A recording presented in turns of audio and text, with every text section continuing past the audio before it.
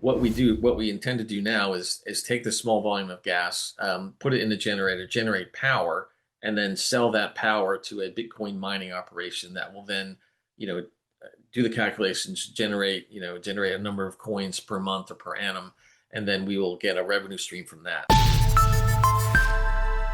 Hello, you're watching Proactive. I'm joined by Paul Welsh. He's the CEO of Buccaneer Energy.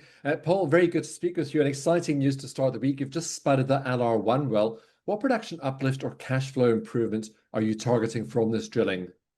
All right, so thanks. Good morning. Thanks for having me on this morning.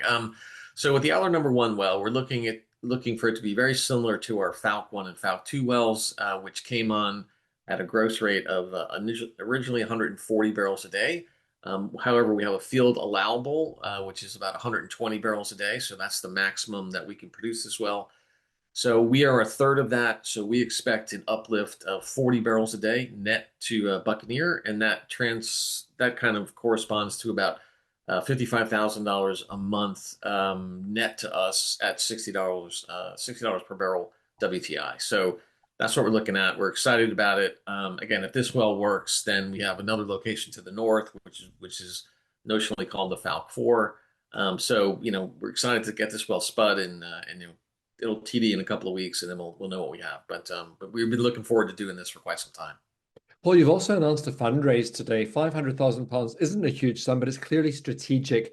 What does this funding enable Buccaneer to do right now? So part of this project where we're working on, where the LR1 well is key to this, is in this part of the field, the Falcon area of the Pine Mills field. It's a different reservoir section from the main part of the field, and it produces some associated gas. The main part of the field doesn't produce much gas. So as a result of the gas production, the Falcon 2 well is held back. So we can't produce it at its maximum because we can't flare or use the gas in any way in this part of the field. So what we're looking to do is when we TD the LR1 well, we'll then do a test, and we think we'll have a sufficient amount of gas to initiate a Bitcoin mining operation in this part of the field. And so the idea behind the fundraise now is to order the long lead items for that Bitcoin mine. And so when we get the test results, we think it's going to be positive. This well has a very high chance of success.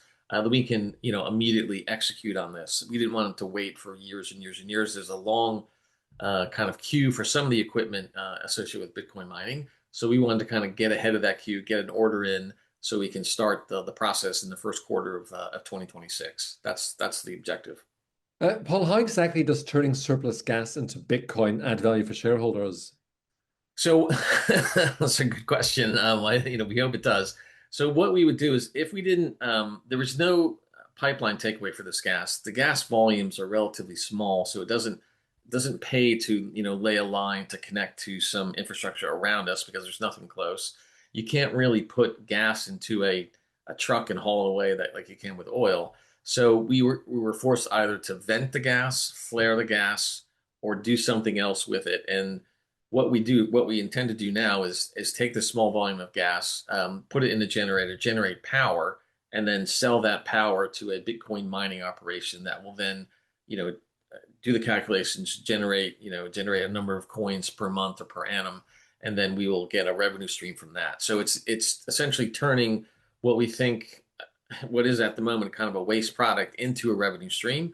The way we've modeled it at the moment, if we own the entire chain of all the Bitcoin mining operations, that would add another $75,000 a month in free cash flow to the company. So it's a good revenue stream. It comes from a different source, so it's not tied to the oil or gas price.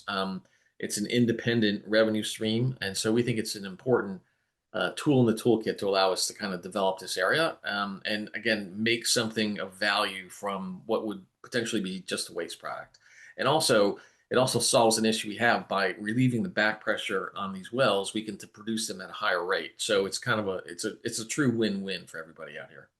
You mentioned looking for a partner to operate the mining operation, Paul. What kind of partner are you hoping to attract, and is there any timeline for that? So in Oxford, Texas, there's a lot of Bitcoin mining going on, and so it's one of the places that really took off after China shut it down in 2019. Basically, from 2022 onward, Bitcoin mining became a really big part of, I would say, small operators operations in Texas.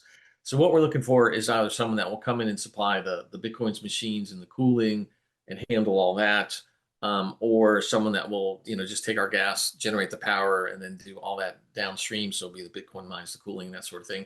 But anywhere in that subsystem, we're looking to partner, and we're trying to find the best commercial deal for our shareholders, so we can maximize our profit based on the investment we put into it. But securing the equipment and making sure that we have the ability either to do it ourselves if need be is the important and the reason why we secure these funds today, basically. So we can execute. But being a long-term player in the Bitcoin mine is something that we think is important because we can go into areas that have some stranded gas, produce the wells at higher rates, and then generate a revenue stream when perhaps others couldn't. So we're excited to get involved in this.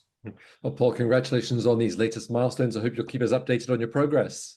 I certainly will. Thanks for taking the time to have a discussion today. Appreciate it. Paul Welsh, the CEO of Buccaneer Energy.